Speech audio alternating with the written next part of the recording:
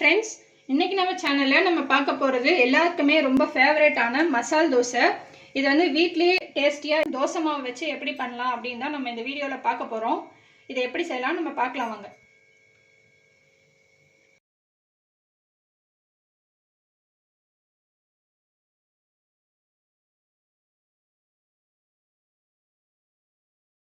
இப்போ நம்ம மசால் தோசை பண்ணுறதுக்கு ஃபஸ்ட்டு மசாலா ரெடி பண்ணிக்கலாம். இந்த மசாலா ரெடி பண்ணுறதுக்கு நம்ம ஒரு கடாய் வச்சுட்டு அதில் ஒரு 2 to 3 டேபிள் ஸ்பூன் அளவுக்கு கடலெண்ணெய் ஆட் பண்ணிக்கோங்க. எண்ணெய் சூடானதுக்கப்புறமா இதில் 1 டீஸ்பூன் கடுகு பொரிய ஆரம்பிக்கும் போது 1 டீஸ்பூன் உளுத்தம்பருப்பு, கூடவே 2 டீஸ்பூன் அளவுக்கு முந்திரி பருப்பு உடச்சி ஆட் பண்ணிக்கோங்க. இந்த முந்திரி பருப்பு உளுத்தம்பருப்பு எல்லாம் கொஞ்சம் செவந்து வரட்டும். ஒரு சின்ன பீஸ் இஞ்சி, 2 பச்சை மிளகா, ஒரு 6 பல் பூண்டு எல்லாத்தையும் ஒன்றா சேர்த்து இடித்து வச்சுருக்கேன். அதை ஆட் பண்ணிக்கலாம். இந்த டிஷ்க்கு இதுதான் ரொம்ப ரொம்ப இம்பார்ட்டண்டான ஒன்று. இதை நீங்கள் ஆட் பண்ணிங்கன்னா தான் நல்லா அந்த மசாலா வாசம் சூப்பராக இருக்கும். எல்லாமே சேர்ந்து நல்லா ஃப்ரை ஆகிடுச்சு. இப்போ இதில் நம்ம 3 பெரிய சைஸ் வெங்காயத்தை ஸ்லைஸ் பண்ணி வச்சுருக்கோம். அதை ஆட் பண்ணிக்கலாம். நீங்கள் உருளைக்கிழங்கு எவ்வளோ எடுக்கிறீங்களோ அதே அளவுக்கு வெங்காயமும் எடுக்கணும். அப்போ தான் வந்து இந்த மசால் தோசைக்கு சூப்பராக இருக்கும், இல்லைன்னா நல்லா இருக்காது. பாருங்கள், வெங்காயம் இந்த அளவுக்கு வதங்கினா போதும், ரொம்ப ப்ரௌன் ஆகக்கூடாது. ப்ரௌன் ஆகிறதுக்கு முன்னாடி இதில் நம்ம 1 லிட்டர் அளவுக்கு தண்ணி ஆட் பண்ணி நல்லா இதை கொதிக்க விடணும். இப்போ பாருங்கள், தண்ணி ஊற்றி நல்லா ஒரு 10 நிமிஷம் வெங்காயம் நல்லா சாஃப்டாக குக்காய் வந்துடுச்சு. இந்த டைமில் நம்ம வேக வச்ச உருளைக்கிழங்கு ஆட் பண்ணிக்கலாம். உருளைக்கிழங்கு 3 பெரிய சைஸ் உருளைக்கிழங்கு நல்லா வேக வச்சு மசிச்சு வச்சுருக்கேன். அதை ஆட் பண்ணிக்கலாம்.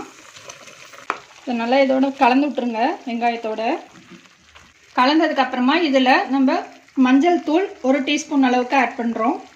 இந்த டிஷ்க்கு தேவையான அளவுக்கு உப்பு, 1/2 டீஸ்பூன் சர்க்கரை எல்லாமே ஆட் பண்ணிட்டு நல்லா மிக்ஸ் பண்ணிடுங்க. இது கூடவே நம்ம கொத்தமல்லி இலை கொஞ்சம் ஆட் பண்ணிக்கலாம்.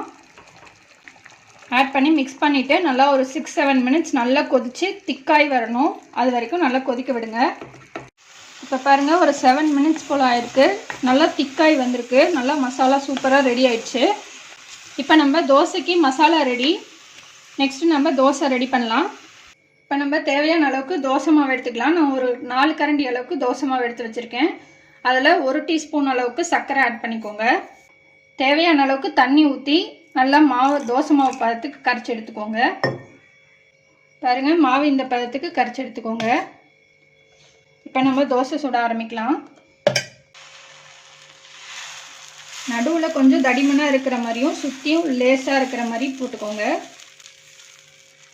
இதை நம்ம ஒரு சைடு தான் வேக வைக்க போகிறோம். ஸோ அதனால் நீங்கள் வந்து தடிமனாக இருக்கிற மாதிரி சுற்றியும் ஊற்றிட்டிங்கன்னா வேகாமல் போயிடும் தோசை. உங்களுக்கு எவ்வளோ சைஸ் வேணுமோ அந்த அளவுக்கு மாவு ஊற்றி நீங்கள் ஊற்றிக்கலாம். மீடியம் ஃப்ளேமில் ஒரு 5 நிமிஷம் அப்படியே வேக விடுங்க. நம்ம சர்க்கரை ஆட் பண்ணியிருக்கிறதுனால நல்லா கேரமலைஸ் ஆகி நல்லா ப்ரௌன் கலர் வரும். பாருங்கள், நல்லா ப்ரௌன் கலர் வந்துடுச்சு.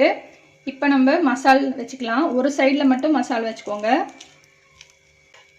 இப்போ இதை ஃபோல்ட் பண்ணிடலாம்.